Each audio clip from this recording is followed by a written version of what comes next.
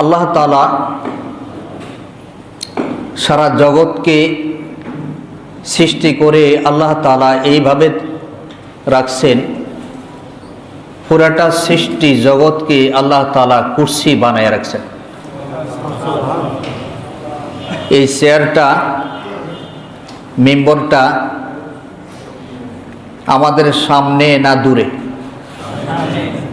সামনে না? আর যিনি বসছেন তার জন্য আরো কাছে না দূরে? আরো কাছে। তো যিনি চেয়ারে বসছেন, স্যার এই কুরসি কিছু অংশ ওনার বসার নিচে, কিছু অংশ ওনার হাতের নিচে, কিছু অংশ ওনার পায়ের নিচে, আছে না নাই? তার মানে পুরাটা জিনিস কি করে রাখছে? বেষ্টন করে রাখছে। আল্লাহ রাব্বুল ইজ্জাতুল জালাল আরশে আজিম থেকে শুরু করে সাত তবক আসমান, সাত তবক জমিন, যতটুকুন সৃষ্টি আছে পুরাটা সৃষ্টি জগৎকে আল্লাহ তাআলা এইভাবে বেষ্টন করে আছে। মুফাসসিরিনরা আরো লিখছেন, মুহাদ্দিসিনরা আরো লিখছেন, বান্দারা যখন হাতের তালুকে চোখের সামনে নিলে যত কাছে দেখা যায়, আল্লাহ রাব্বুল ইজ্জাতুল জালালের সৃষ্টি জগৎটা আল্লাহ তাআলার কাছে আরো কাছে দেখা যায়। তাহলে এত কাছে আমরা যে আছি, আমরা কিছু পালানের সুযোগ আসেনি? কোনো দিকে যায়া লুকাই থাকলে চলবো? সব জায়গায় কি করতেছে? দেখা যাইতেছে। সিসি ক্যামেরা যদ্দূর যায়, ধুলাবালির সুদ্ধা দেখা যায় না? দেখা যায়। যত বেশি পাওয়ারই হবে তত পিঁপড়া পর্যন্ত যদি হাঁটে দেখা যাবে। আল্লাহ তাআলা তিনি যে সৃষ্টি জগৎকে দেখতেছেন, পাওয়ারের থেকে বেশি না কম? কিরকম বেশি? আটলান্টিক মহাসমুদ্রের তলদেশে সাত তবক জমিনের নিচে কালো পাথরের উপরে ছোট্ট একটি পিপীলিকা, পিঁপড়া যদি হাঁটে সেটাকেও আল্লাহ দেখেন এবং তার পায়ের আওয়াজ আমার আল্লাহর কানে পৌঁছে যায়। এই হলেন আমার আল্লাহ। তো সে আল্লাহ রাব্বুল আলামিন আমাদেরকে নসিহত করেন, ও আমার সৃষ্টি জগতের মানুষেরা, সমস্ত মাখলুকাত আমি সৃষ্টি করছি বিভিন্ন অবকাঠামো দিয়ে। মানব গোষ্ঠীকে আমি আল্লাহ সৃষ্টি করছি আমার স্পেশাল ভিন্ন কাঠামো দিয়ে। তাদের যৌবন আলাদা, তাদের জীবন আলাদা, তাদের দৃষ্টিশক্তি আলাদা, তাদের শ্রবণ শক্তি আলাদা, আপাদ মস্তক পুরাটা দেহ আকৃতিটাই পুরা আলাদা। তো সারা সৃষ্টি থেকে আমাদেরকে আলাদা করে আল্লাহ তাআলা তৈরি করে বুঝালেন সৃষ্টি জগতের কাছে যে আমরা সৃষ্টির সব প্রাণী থেকে, সকল সৃষ্টি থেকে আমরা দামি। আমরা কি? আমরা দামি। তাহলে দামি মানুষেরা দামি কাজ করবে। দামি মানুষেরা কি করবে? দামি কাজ করবে। প্রধানমন্ত্রীর কাছে যখন কোনো আবেদনের প্রয়োজন হয় তখন প্রধানমন্ত্রীর কাছে আপনার মতো মানুষ, আমরা সাধারণ মানুষ যারা আছি, আমরা কি সরাসরি যাইতে পারি? এমপির বায়া লাগে, মন্ত্রীর বায়া লাগে, মিনিস্টারের বায়া লাগে, এরকম আছে না? মাধ্যম লাগে কিনা? তার মানে বড়র কাছে যাইতেও মাধ্যম বড় লাগবে। কি লাগবে? আশিক কা দিল বানায়া আয়না লাগানে उसको रोशन कर दिया इश्क़ रसूल अल्लाह ने একমাত্র আল্লাহ পাকের বান্দাদের ভিতরেই আল্লাহ তাআলার ইশক ও মহব্বত বেশি। মুহাম্মদুর রাসূলুল্লাহ সাল্লাল্লাহু আলাইহি ওয়াসাল্লামের ইশক ও মহব্বত বেশি। আর এই সৃষ্টি জগতের মধ্যে মানুষকে দামি আল্লাহ তাআলা এই জন্যে করে রাখছেন, যাতে বান্দারা আল্লাহকে আল্লাহ বলে যখন একবার ডাক দিবে, কমপক্ষে আল্লাহ তাআলা 70 বার তার জবাব দিবে, বা 100 বার তার জবাব দিবে, বান্দা আমাকে কেন ডাকো। সেই দামি বান্দাদেরকে আল্লাহ নসিহত করতেছে যে সৃষ্টি জগৎকে সৃষ্টি করছি তোমাদের সৌন্দর্যকে রক্ষা করার জন্য, তোমাদেরই জীবন বাঁচানোর জন্য, তোমাদের চলার গতি সহজ করার জন্য। সুতরাং তোমরা ইবাদত করো আমার। কার? আল্লাহ। তো এই ইবাদত 10 প্রকার। কয় প্রকার? 10 প্রকার। 5 প্রকার হচ্ছে কাজে কৌশলে, বুদ্ধিমত্তা, ব্রেন খাটায়া। আর বাকি 5 প্রকার হচ্ছে মুখ লাড়ি, হাত লাড়ি, চোখের ইশারায়, দেমাগ খাটায়া, দান সৎকার মাধ্যমে। তার মানে রুকু, সেজদা, তাসবিহ, তালিম, তেলাওয়াত, উপদেশ, আদেশ, নিষেধ, এই জাতীয় যত কাজ আছে এর মধ্যে আছে 5টা। আর বাকি 5টা হয়েছে শারীরিক, বিভিন্নভাবে চলাফেরার মাধ্যমে, উঠা বসা কাজ কর্মের মাধ্যমে। এই 10টার মধ্যে থেকে বান্দা যখন আমল করবে, আল্লাহ বলেন আমি বান্দার সাথে ওয়াদা দিলাম আমার বান্দাকে আমি জান্নাত দিয়ে দেব। এবার শুরু থেকে আয়াতে কারিমাগুলো আমরা আস্তে আস্তে শুনি। পড়ে আউযু বিল্লাহি মিনাশ শাইতানির রাজীম। বিসমিল্লাহির রাহমানির রাহিম। ইয়া আইয়ুহান নাসু উবুদু রাব্বাকুমুল্লাযী খালাকাকুম ওয়াল্লাযীনা মিন ক্বাবলিকুম লাআল্লাকুম তাত্তাকুন। সাদাকাল্লাহুল আযীম। এই আয়াতে কারিমা হচ্ছে সূরাতুল বাকারার 21 নম্বর আয়াত। সূরাতুল বাকারা হচ্ছে 2 নম্বর সূরা। আল্লাহ রাব্বুল ইজ্জত ওয়াল জালাল পুরা মানব গোষ্ঠীকে ডাক দিয়ে বলেন, ইয়া আইয়ুহান নাস, হে মানব সম্প্রদায়। আমার সৃষ্টি জগৎ এই কথা বলে নাই, কাদেরকে বলছে? হে মানব সম্প্রদায়। আল্লাহ রাব্বুল আলামিন বলেন, হে মানব সম্প্রদায়, তোমরা তোমাদের প্রভু আল্লাহ রাব্বুল আলামিনের দাসত্ব করো, গোলামি করো, আনুগত্য করো, যিনি তোমাদেরকে এবং তোমাদের পূর্বে যারা এসেছিল তাদেরকে, যে আল্লাহ রাব্বুল আলামিন সৃষ্টি করেছে। আমাদের সৃষ্টি করছে কে? সন্দেহ আছে? সন্দেহ আছে? সন্দেহ নাই। আমাদের সৃষ্টি একজন সৃষ্টিকর্তা হলেন আমাদের আল্লাহ সুবহানাহু ওয়া তাআলা। কেউ টেডি হিসাবে আল্লাহকে আল্লাহ বলতে লজ্জা লাগে, সৃষ্টিকর্তা বলে। এরকম বলে কিনা? খবরদার, এরকম টেডি রাখা ডাকিয়েন না। আল্লাহকে আল্লাহ বলে ডাকলে যত সওয়াব, আল্লাহর আরো গুণবাচক নাম আছে, এগুলো বললেও সওয়াব হয়। আল্লাহকে আল্লাহ বলে ডাকলে বান্দাকে আল্লাহ যত মহব্বত করেন, অন্য কোনো নাম দিয়ে ডাকলে এত মহব্বত আসে না। আল্লাহ রহমান তিনি আমাদেরকে কি করেন? দয়া করেন।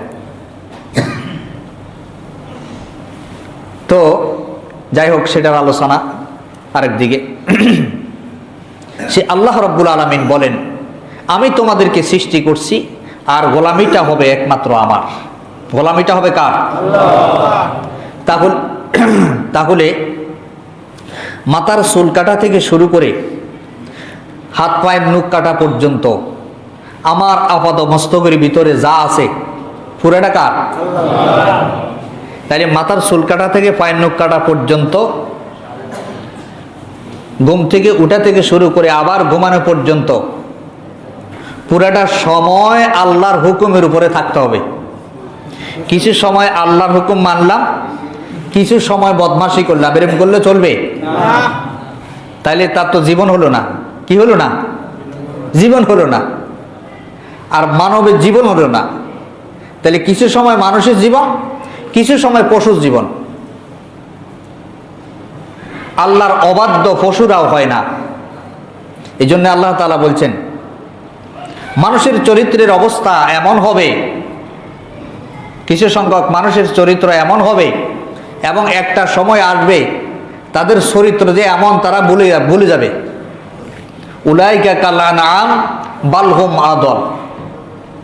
তাদের চরিত্রের অবস্থা হবে চতুষ্পদ জন্তু চরিত্রের মতো। বাল হুম আদল বলে আরো বলছেন, শুধু চতুষ্পদ জন্তুর মতো না, বরঞ্চ তাদের চরিত্রের চাইতেও আরো নিকৃষ্ট, আরো নিকৃষ্ট চরিত্রের অধিকারী হবে। আল্লাহ রাব্বুল আলামিন বলেন, ইয়া আইয়ুহান নাসু উবুদু রাব্বাকুমুল্লাযী খালাকাকুম ওয়াল্লাযীনা মিন ক্বাবলিকুম লাআল্লাকুম তাত্তাকুন। হে মানব গোষ্ঠী, হে মানব সমাজ, তোমরা তোমাদের সেই প্রভুর ইবাদত করো যিনি তোমাদেরকে এবং তোমাদের পূর্বে যারা এসেছিল সবাইকে যেই মালিক সৃষ্টি করেছে সেই মালিকের গোলামি করো, তার ইবাদত করো, তার আনুগত্য করো, যাতে তোমরা অকল্যাণ থেকে বেঁচে থেকে তোমরা কল্যাণ অর্জন করতে পারো, মুত্তাকি হতে পারো, সলিহিন হতে পারো, আল্লাহ ভীরু হতে পারো, অর্থাৎ তোমরা এক কথায় হেদায়েত প্রাপ্ত হতে পারো। তাহলে আমরা সকলে কি হতে চাই? বলেন না, কি হতে চাই? হেদায়েত প্রাপ্ত হতে চাই। যারা এই পৃথিবীতে অনেক নামি দামি মানুষ আছে, কিন্তু আল্লাহ কপালে হেদায়েত রাখেন নাই, এই জন্য হেদায়েত প্রাপ্ত হতে পারেন নাই। কিন্তু লোক সমাজে, দেশে, অঞ্চলে, বিশ্বে তাদের নাম দাম ডাক অনেক আছে। এরকম লোক আছে না নাই? তো আল্লাহর কাছে যদি পশু হয়, দুনিয়ার যেই কোনো জায়গায় যত বড় দামি লোকে হোক, তার মূল্য মশার ডানার সমানও নয়। কার কথা?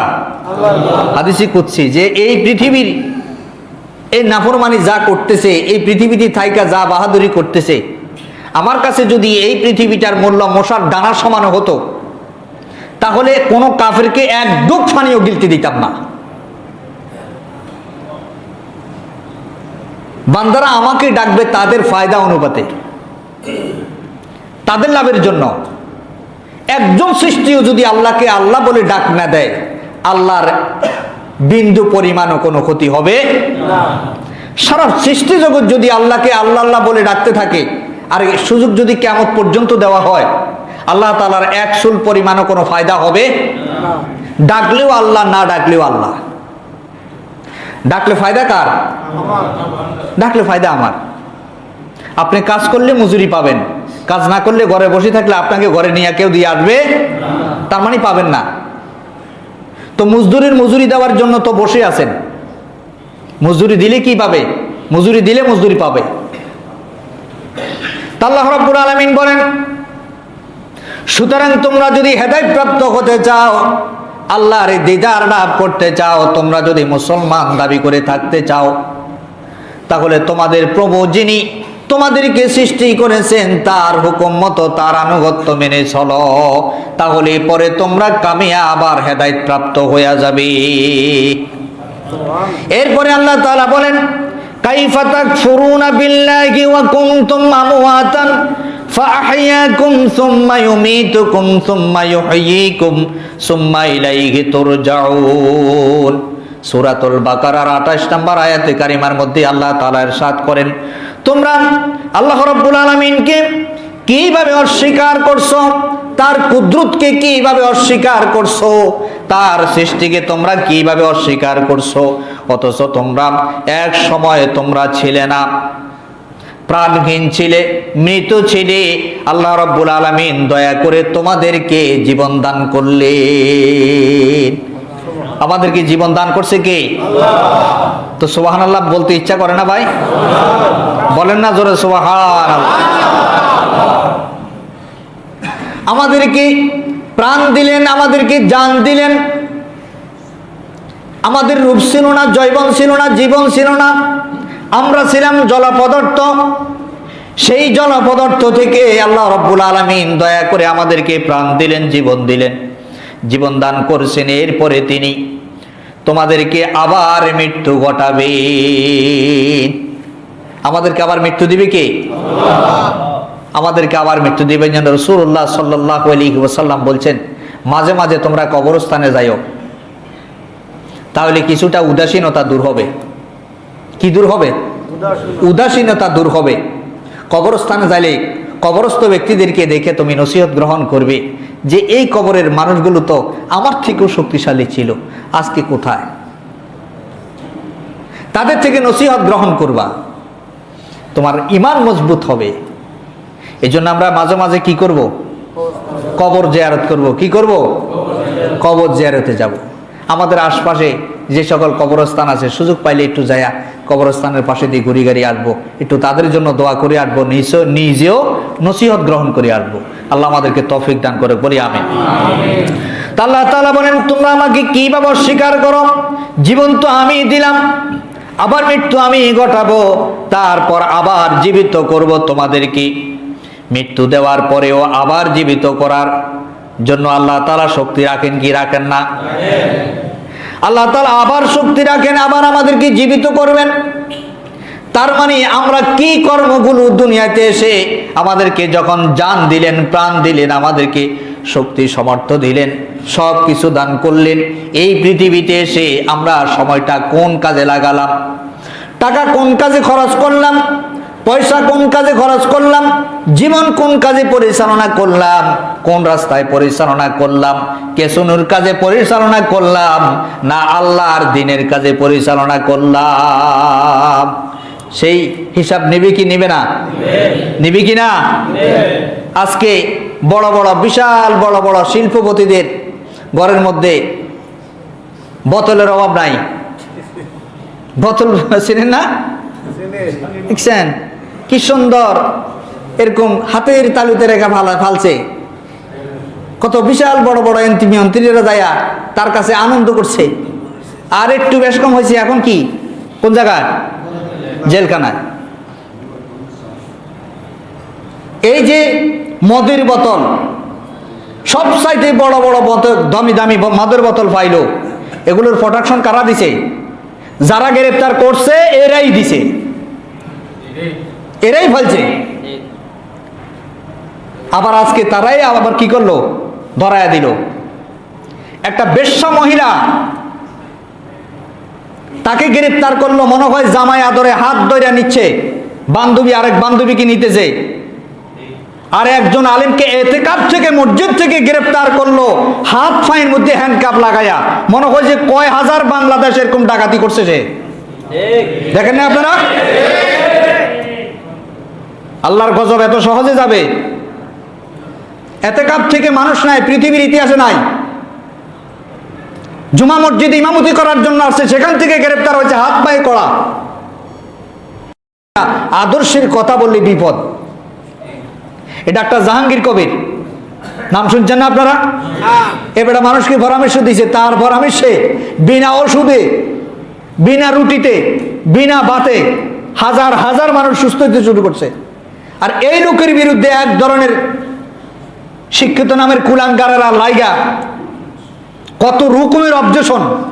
বেটা কইছে রোজা রাখো, তো ইসলামী শরীয়তের কথা কিন্তু বেটা ডাক্তার হয়ে এই পরামর্শ দেখা, বেটা ডাক্তারের বেটা অন্য কথা না বলবো, ভালো কথা বল। এইভাবে তিনি যে পরামর্শগুলো দিছে, এই পরামর্শগুলো মানুষ রোজা রেখে, এখন ওষুধ কোম্পানির ওষুধ গেছে কমা, আটাওয়ালারা তিরির আটা বেচতে পারে না, বিভিন্ন আটা কোম্পানির আটা গেছে কইবা। বেটার চতুর্দিক থেকে অবজেকশন শুরু করছে। এক কথায় ভালো কাজ, ইসলামের কাজ, দ্বীনের কাজ যেখানে করতে যাবেন সেখানে শয়তান বাধা দিবে। এর কয়দিন আগে আরেক লোক বলছিল টাকনুর উপরে কাপড় পরার জন্য, মেয়েদেরকে হিজাব পরে অফিসে আসার জন্য, হে বেটার বিরুদ্ধে মামলা, শুধু মামলা না, বেটা চাকরি গেছে গা। এরকম ভাবে আমাদের সমাজের অবস্থা এমন হয়ে গেছে, আজকে নেক কাজকে আমরা বদ কাজ বানিয়ে ফেলছি, বদ কাজকে আজকে নেক কাজ বানিয়ে ফেলছি। আল্লাহ তাআলা আমাদের সমাজকে, আমাদের দেশকে এই সকল অরাজকতা থেকে, এইসব বিশৃঙ্খলা থেকে, কুচরিত্র থেকে আল্লাহ আমাদেরকে হেফাজত করে, বলি আমিন। আল্লাহ তাআলা যতটুকুন কথা আমাদেরকে শোনালেন, যতটুকুন কথা আমাদেরকে বলালেন, আমাদের সকলকে সহি রাস্তার উপরে থেকে আমল করার তৌফিক দান করুক।